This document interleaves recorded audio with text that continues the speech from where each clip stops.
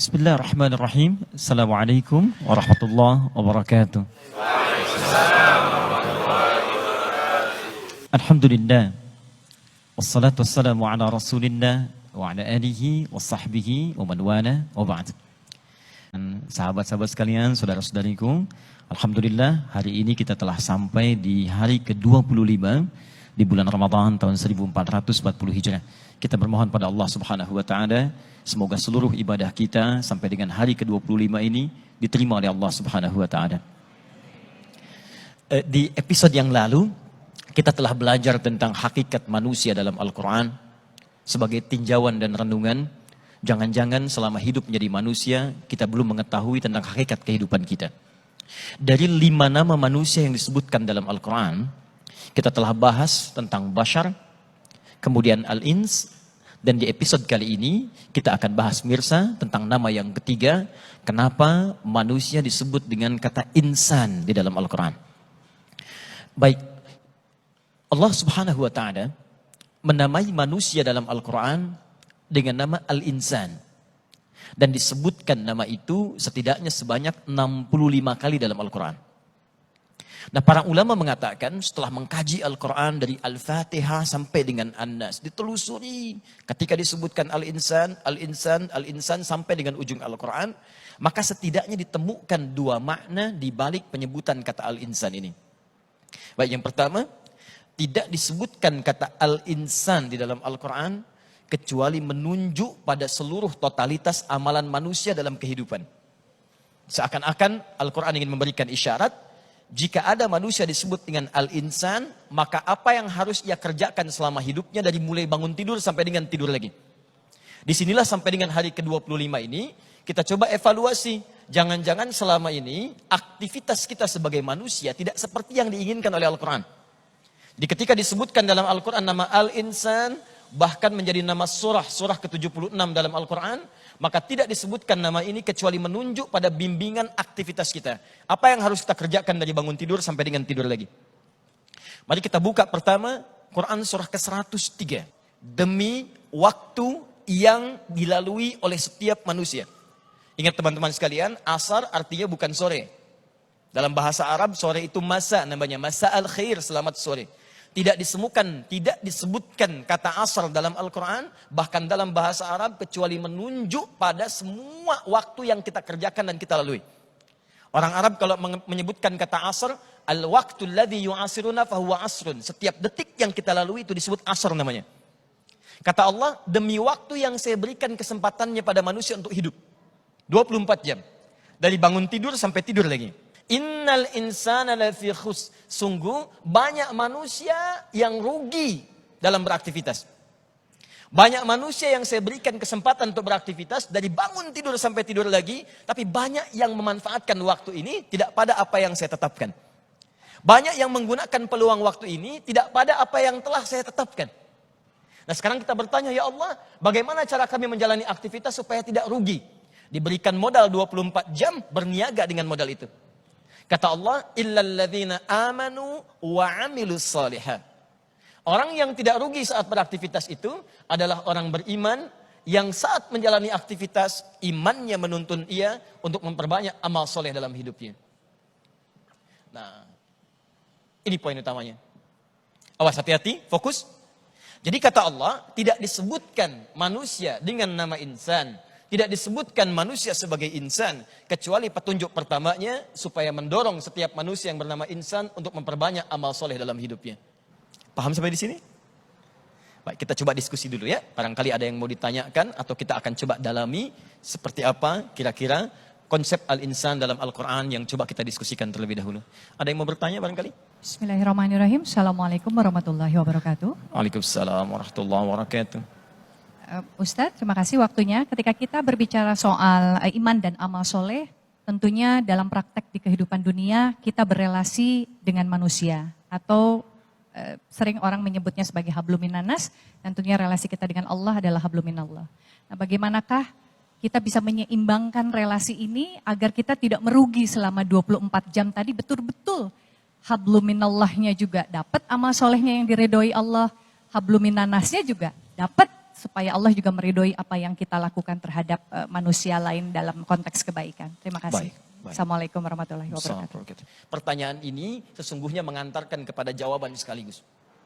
Jika kita bertanya, ya Allah, kami sekarang ingin menjadi insan yang baik, bagaimana caranya? Kata Allah, maka wujudkan kebaikan itu dengan menunaikan kebaikan dimaksud kepada dua aspek utama. Satu, kebaikan terkait dengan Allah, hubungan secara vertikal, kita sebut dengan hablum minallah. Seorang hamba disebut sebagai hamba yang baik hubungannya dengan Allah jika dia mampu beramal soleh dalam wujud ibadah ritual. Karena itu tidak disebutkan dalam Al-Quran ketika Allah menyebutkan kalimat iman, perhatikan baik-baik.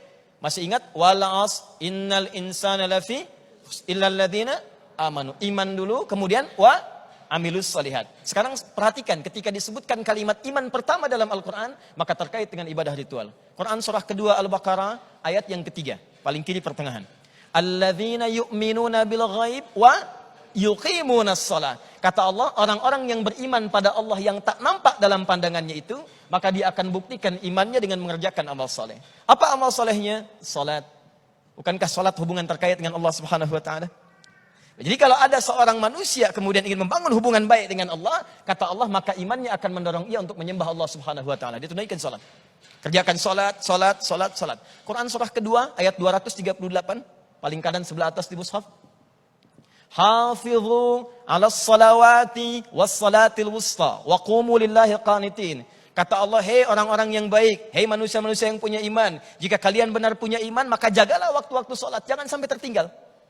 Maka jika ada orang yang kemudian mohon maaf melalaikan salat, menunda waktu salat, berarti hubungannya dengan Allah sedang tidak baik. Baik, yang kedua, secara cepat sebelum kita masuk pada pendalaman yang kedua, tidak disebut manusia kecuali punya hubungan baik juga dengan manusia sekitarnya. Bahkan kata Nabi, hati-hati jika ada orang yang punya hubungan baik dengan Allah tapi dengan manusia kurang baik, maka ini belum sempurna keimanan dan takwanya. Ditemukan di hadis riwayat Muslim nomor hadis 5611, dikuatkan di Quran surah ketiga ayat 133 sampai dengan 134. Kata Allah, hei, bergegas koreksi diri. Saya siapkan surga, berharap mendapatkan surga seluas langit dan bumi. Saya sediakan bagi orang takwa. Wasari'u ila magfiratin min rabbikum wa jannatin arduha samawati wal ardu uiddat lil muttaqin. Siapa orang ini? Alladzina yunfiquna fis sarai wad dharra wal kadhimina al-ghaidha wal 'afina 'anil nas. Yaitu orang yang mampu saling berbagi dengan manusia, mampu menahan amarah dan memaafkan kesalahan-kesalahan yang mungkin pernah terjadi di antara sesama manusia. Maka saya kira pertama, disebut baik sebagai insan, hubungan dengan Allahnya baik, juga hubungan dengan manusianya itu sempurna. Jika ada salah satunya kemudian timpang, maka kata Nabi, itu bisa menghambat dia masuk ke dalam surganya Allah Subhanahu wa taala. Paham insyaallah? Marhaban ya Ramadan, marhaban ya Ramadan. Baik, ada yang lain barangkali? Baik, silakan. Assalamualaikum warahmatullahi wabarakatuh. Assalamualaikum warahmatullahi wabarakatuh. Ya, Ustadz, saya penasaran. Bedanya manusia disebut al-insan, an-nas, dan juga al-bashar. Baik. Seperti apa Ustadz? Terima Baik, kasih. baik. Assalamualaikum warahmatullahi wabarakatuh. Assalamualaikum warahmatullahi wabarakatuh. Apa perbedaan di antaranya? Dua sudah kita uraikan di episode yang lalu. Kalau disebutkan dengan nama bashar, ini menunjuk pada keadaan nafsu yang ia miliki. Karena itu kalau Anda ingin mencoba mengatasi nafsu, bagaimana cara saya mengatasi nafsu? Nafsu syahwat, nafsu kepada materi dunia, nafsu pada kedudukan, maka keluarkan semua kata bashar dalam Al-Quran, pelajari di situ ada petunjuk dari Allah, begini cara mengelola nafsumu. Kalau Anda ingin belajar tentang sifat lembut manusia, maka cari kata ins dalam Al-Quran. Dipasangkan dengan jin, 18 kali pasangan ini disebutkan dalam Al-Quran. Kenapa kok manusia bisa kasar? Kata-katanya kasar. Mohon maaf, pandangannya tajam. Lisannya kasar, pendengarannya nggak bagus. Seperti apa kemudian mengembalikan itu pada nilai-nilai kelembutan? Maka cari semua kata ins dalam Al-Quran. Di situ Anda akan temukan. Dan jika Anda ingin tahu tentang makna An-Nas dan makna Bani Adam, maka ikuti episode yang akan datang. Di situ kita akan bahas. Baik ya, Allah Ta'ala alam bissawab. Baik. Ada yang lain barangkali? Tanya lagi Pak Ustadz. Assalamualaikum warahmatullahi wabarakatuh. Assalamualaikum warahmatullahi wabarakatuh. Pak Ustadz, ini mau nanya kalimat insan dan ins itu. Khusus untuk manusia yang ada di dunia ini. Sementara manusia di dunia ini kan ada yang Islam dan ada yang non-Islam. Baik. Apakah kalimat insan dan ins ini mana yang untuk orang Islam dan mana yang bukan untuk orang Islam? Bagus. Bagus pertanyaan. Jadi pertama, Allah memberikan satu pernyataan dulu. sebelum manusia terlahir ke bumi. Pernyataan ini memberikan pesan yang dalam bahwa semua anak cucu Adam, semua yang namanya manusia ketika sebelum terlahir diberikan oleh Allah kesempatan beriman. Buka Quran surah ke-7 misalnya, Al-A'raf ayat 172. Wa idh akhadha rabbuka min bani Adam min zuhurihim dzurriyyatahum wa ashhadahum ala anfusihim alastu birabbikum qalu bala syahidna. Kata Allah, ingatlah, pelajarilah ketika semua anak cucu Adam akan terlahir ke muka bumi. Dalam kandungannya sudah bersaksi di hadapan Allah. Ditanya oleh Allah, kalau kamu lahir nanti siap tidak menjadikan aku sebagai Tuhan? Maka semua berkata, bala syahidna, kami siap ya Allah. Kami siap, kami bersyahadat. Maka ketika lahir itulah kami menyebutkan semua anak cucu Adam yang terlahir, kullu mauludin yuladu alal fitrah. Terlahir berdasarkan fitrahnya, yaitu Islam. Hanya sayang lingkungan merubah dia kemudian jauh dari Allah subhanahu wa ta'ala. Lingkungan berubah jauh. Fa'abawahu yuhawwidanihi au yunassiranihi au yumajjisanihi. Bukan hanya orang tua, abawa itu bisa lingkungan. Bapaknya muslim, ibunya muslim. Gaul di tempat yang tidak banyak keislamannya, tiba-tiba berubah. Sekolah di tempat yang justru di situ tidak mendekatkan dengan Allah, keyakinan bisa berubah. Maka dari itulah ketika Allah menyebutkan nama insan, dikembalikan lagi lah kemudian untuk mengingatkan tentang hakikat fitrah keislamannya. Ditemukanlah kemudian dua bentuk di sini. Bentuk pertama adalah bentuk umum bagi semua manusia. Diberikan satu surah, surah ke-76. Diberi nama dengan surah Al-Insan, surah manusia. Hal ata 'alal insani hinun minad dahri lam yakun syai'an madhkura. Kata Allah, "Hei, kenapa kalian pada lupa manusia dengan aku? Apakah kalian lupa dulu itu kalian belum tercipta dan punya perjanjian denganku? Apa belum ingat?" Maka kemudian di ayat-ayat ini diterangkan tentang hakikat penciptaannya, tentang Allah supaya dia ingat kembali kepada Allah Subhanahu wa taala. Inilah gambaran insan disebutkan dengan nama yang umum. Setelah umum ini sadar tentang Allah dan kembali tobat kepada Allah, maka barulah muncul dorongan untuk beramal soleh dengan menyebutkan keimanannya seperti Quran surah ke-103 tadi. Bisa dipahami? Baik. Kalau bisa dipahami, coba kita simpulkan dulu bahasan kita. Mirsa dimanapun Anda berada dan teman-teman sekalian, kita manusia disebut dengan nama insan 65 kali dalam Al-Quran, bukan sekedar penyebutan nama biasa, tapi untuk memberikan pesan yang sangat dalam bahwa selama hidup ini, maaf, jangan sampai kita tidak memiliki manfaat dalam kehidupan. Kata Allah, tidak saya ciptakan kamu sebagai insan, kecuali semua aktivitasmu harus beramal baik. Mata melihat yang baik, telinga mendengar yang baik, lisan bicara yang baik, sampai kaki melangkah pada yang baik.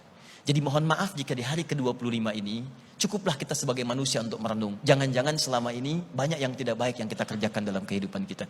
Maka mari kita evaluasi diri kita, mulai hari ini perbaiki pandangan kita, perbaiki lisan kita, perbaiki sampai ke ujung kaki kita. Dan bertobatlah kepada Allah Subhanahu wa ta'ala, karena boleh jadi dalam episode kehidupan kita ada masanya kita wafat dan kembali kepada Allah.